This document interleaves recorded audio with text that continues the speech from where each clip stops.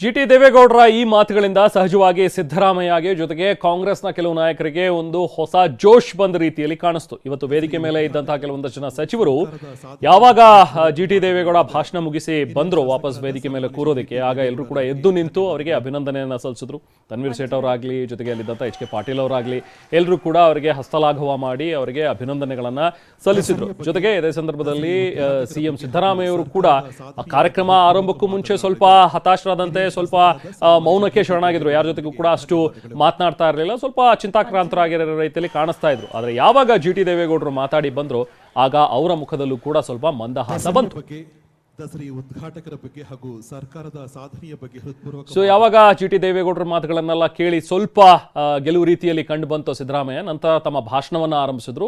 ಆ ಟೈಮ್ನಲ್ಲಿ ಜಿಟಿ ದೇವೇಗೌಡರ ಅವರ ಮಾತುಗಳಿಗೆ ಶ್ಲಾಘನೆಯನ್ನು ವ್ಯಕ್ತಪಡಿಸ್ತಾ ಅವರು ಮುಡಾದಲ್ಲಿ ಒಬ್ಬ ಸದಸ್ಯರು, ಸೊ ಹಾಗಾಗಿ ಎಲ್ಲ ಸತ್ಯ ಅವರಿಗೆ ಗೊತ್ತಿದೆ, ಹತ್ತಿರದಿಂದ ನೋಡಿದರೆ ಈ ಒಂದು ಮುಡಾದಲ್ಲಿ ಏನೇನು ಆಗ್ತಿದೆ ಅಂತೇಳಿ, ಹಾಗಾಗಿ ಅವರು ಬೇರೆ ಪಕ್ಷದಲ್ಲಿ ಇದ್ದೂ ಕೂಡ ಸತ್ಯವನ್ನ ಮಾತಾಡಿದ್ದಾರೆ ಅಂತ ಹೇಳಿ ಅವರನ್ನ ಅಭಿನಂದಿಸಿದ್ರು. ಜಿಟಿ ದೇವೇಗೌಡರು ಮೂಡಾದಲ್ಲಿ ಒಬ್ಬರು ಸದಸ್ಯರಾಗಿದ್ದಾರೆ, ಅವರ ಸತ್ಯ ಏನು ಅಂತ ಗೊತ್ತಿದೆ. ಅದಕ್ಕೋಸ್ಕರನೇ ಅವರು ಬೇರೆ ಪಕ್ಷದಲ್ಲಿ ಇದ್ಕೊಂಡು ಸತ್ಯವನ್ನು ನುಡಿತಕ್ಕಂಥ ಪ್ರಯತ್ನವನ್ನು ಮಾಡಿದ್ದಾರೆ. ಅದಕ್ಕೆ ನಾವು ಸತ್ಯಮೇವ ಜಯತೆ ಅಂತ ಕರೆಯೋದು. ಸತ್ಯಮೇವ ಜಯತೆ, ಯಾವಾಗಲೂ ಸತ್ಯಕ್ಕೆ ಜಯ ದೊರಕ್ತದೆ. ಏನಪ್ಪ ಮಂಜೇಗೌಡ? ಸತ್ಯಕ್ಕೆ ಯಾವಾಗಲೂ ಜಯ ದೊರೀತದೆ. ಅದಕ್ಕೆ ನಾನು ಅನೇಕ ಸಾರಿ ಹೇಳಿದ್ದೀನಿ, ನಿಮ್ಮೆಲ್ಲರ ಆಶೀರ್ವಾದ, ಈ ರಾಜ್ಯದ ಜನರ ಆಶೀರ್ವಾದ ಈ ಸರ್ಕಾರದ ಮೇಲೆ, ಸಿದ್ದರಾಮಯ್ಯನ ಮೇಲೆ ಇರೋವರೆಗೆ ಯಾರು ಕೂಡ ಏನು ಮಾಡಲಿಕ್ಕೆ ಸಾಧ್ಯ ಇಲ್ಲ. ಜಿಟಿ ದೇವೇಗೌಡರು, ನಾವು ಅವರು ಒಂದೇ ತಾಲೂಕಿನವರು.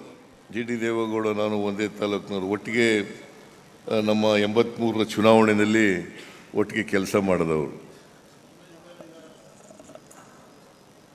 ಈಗ ಅವರೇ ಶಾಸಕರಾಗಿದ್ದಾರೆ, ಮಂತ್ರಿನೂ ಆಗಿದ್ದಾರೆ, ಮಾಜಿ ಮಂತ್ರಿನೂ ಆಗಿದ್ದಾರೆ. ಸತ್ಯಕ್ಕೆ ಜಯ ಸಿಗ್ತದೆ ಅಂತ ಹೇಳಿರ್ತಕ್ಕಂಥದ್ದು ಇನ್ನಷ್ಟು ನನಗೆ ಬಲ ಬಂದಿದೆ ಅಂತಕ್ಕಂಥ ಮಾತುಗಳನ್ನು ಹೇಳಲಿಕ್ಕೆ ಬಯಸ್ತಾ ಇದ್ದೇನೆ. ಹಾಗಾಗಿ ಜಿಟಿ ದೇವೇಗೌಡರಿಗೆ ಧನ್ಯವಾದಗಳನ್ನು ಹೇಳಲಿಕ್ಕೆ ಬಯಸ್ತಾ ಇದ್ದೇನೆ.